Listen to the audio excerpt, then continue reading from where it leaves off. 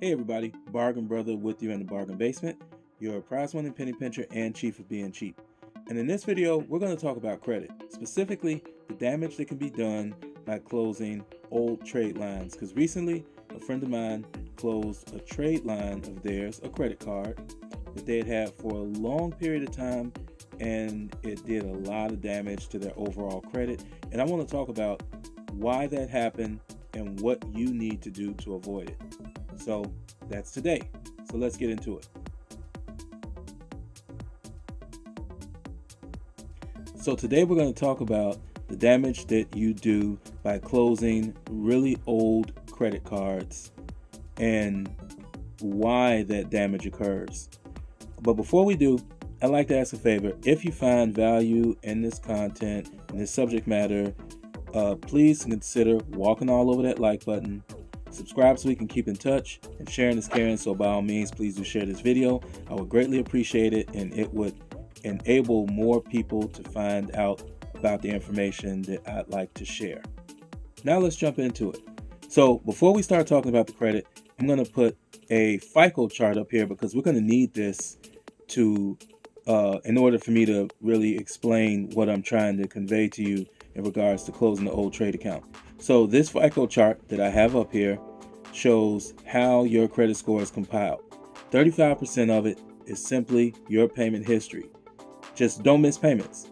As long as you're making your payments on time and you're paying at least the minimum amount, even though I strongly recommend paying more, you will always get the full credit for the 35% of the score that comes from that. 30% of the score is how much of your credit that you're currently using. For example, if you have $10,000 worth of credit and you're using $5,000, that's 50% usage, which is considered high and makes you look kind of risky to lenders. But on the other hand, if you have a $10,000 credit line and you're using $1,000 of it, that's 10% of it, which makes you look like a very safe risk to lenders because you're managing the credit that you have really well. 15% of your score is based on the length of your credit history. So that's your trade lines added together and then divided by the number of trade lines that you have. We'll get into that more in just a moment. 10% of your credit score is the mix of credit you have. So that's your installment and revolving credit. Revolving credit is simply a credit card or something that's ongoing that you pay on every month that you can keep reusing. Could also be a cash line of credit. Installment credit would be when you finance a car, for instance. If you go buy a car and you take out a 5-year contract to pay for the car, at the end of the 5 years, as long as you've successfully paid the car in full, you'll be released from that loan. It'll close and it'll show as a quality paid for installment loan. Last but not least, 10% of your score is based on how often you pursue new credit. So this is known as hard inquiries when it comes to credit. So if you go and apply, for instance, for a new MasterCard, and they say, we're going to do a hard inquiry on your, for instance, your TransUnion credit report, then you'll get a hard inquiry on your TransUnion credit report, which will make your score go down a bit, but the effects of it will fade over time. But it does stay on your credit report for up to 24 months. And that's something that you should be mindful of when you get ready to start making inquiries to get new credit. Okay, so now that we've had that quick credit tutorial, let's go into the scenario that we have to unravel here today. Okay, so for today's scenario, we have a person that has 4 major credit cards or trade lines right now. The first trade line they have had for only 2 years, and it has a limit of about $2,000. The second trade line you've also had for about 2 years, and it has a credit limit of about $4,000.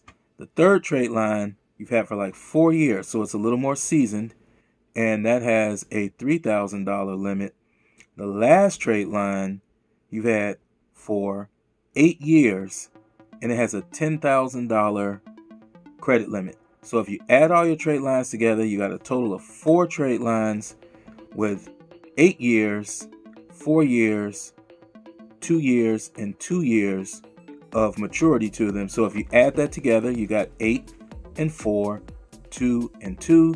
It gives you a total of 16 years. Divide that by 4, and you have a average credit length of history of 4 years. Okay, so now let's add up how much credit that we actually have. Okay, so we got one credit line that has a $10,000 limit, one that has a $3,000 limit, one that has a $4,000 limit, and one that has a $2,000 limit. So when we add all of those together, we got 10,000 plus 3,000 plus 2,000 plus 4,000. We got $19,000 of available credit. Okay, so one day you check your credit report and you notice that your longest tenured card that had 8 years of history and a $10,000 limit is now gone, and it's been closed by the credit card company. Now, the reason that they closed that trade line is because you had not been using it.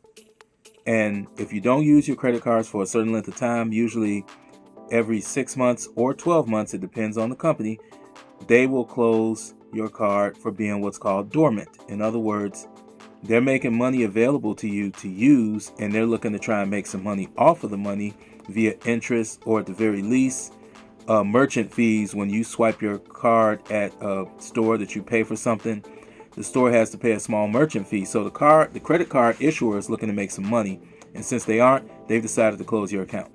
So now you have 3 cards left with 4 years, 2 years, and 2 years of history.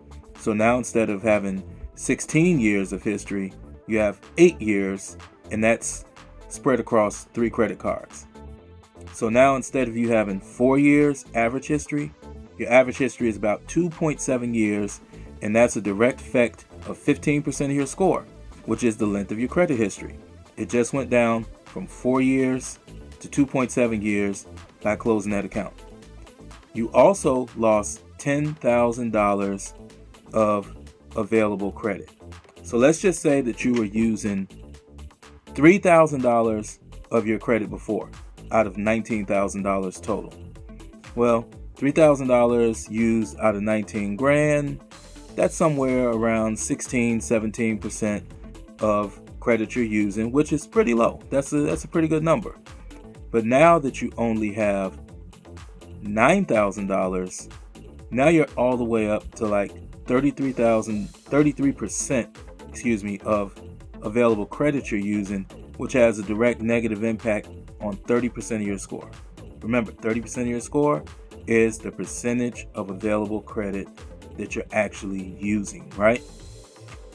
So now you've affected 45% of your credit score by allowing this one account to close.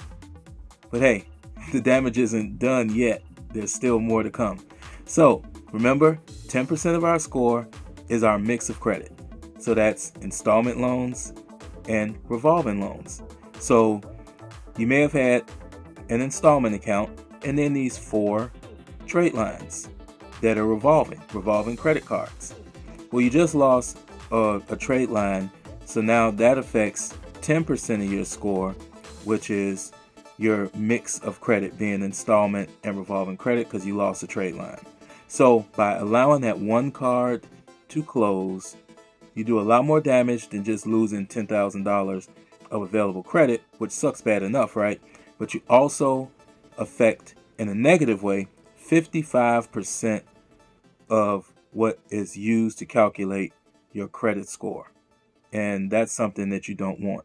Now, the reasons that this account could have got closed are what I just said. One, you allowed it to go dormant. You just didn't use it for a certain period of time, usually 6 or 12 months. I recommend using a card, even that you don't really have a need for anymore, but you want it to help boost your score, at least once per quarter. Make a small purchase. Go to the grocery store, buy some milk and eggs. Go to the gas station, fill up your car, one time with it every 3 months. Put a calendar reminder in your phone or whatever you use to remind yourself to go and do something like that. Another reason that people let these cards go dormant and end up getting closed is because maybe your other cards just have better perks. So rewards points, maybe price matching on large ticket items, maybe free car rental insurance, and you travel a lot, so you may use these other cards because they have these perks. But now you're without that big card, that oldest card that was giving you that history and helping keeping that credit score high, and you don't want that to happen.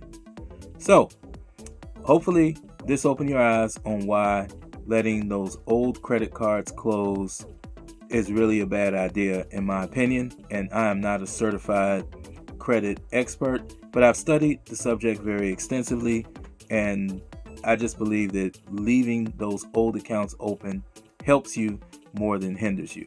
So I hope that you found this content useful. If you want more videos like this, please leave comments in the comments section on subjects that you would like for me to touch on about saving or making you money, because that's what I'm here to do. And no matter whether you take the stairs or the elevator to reach the peak of the mountain, it doesn't matter as long as you get there. And I'll do my best to meet you there. And I'll see you guys in the next video.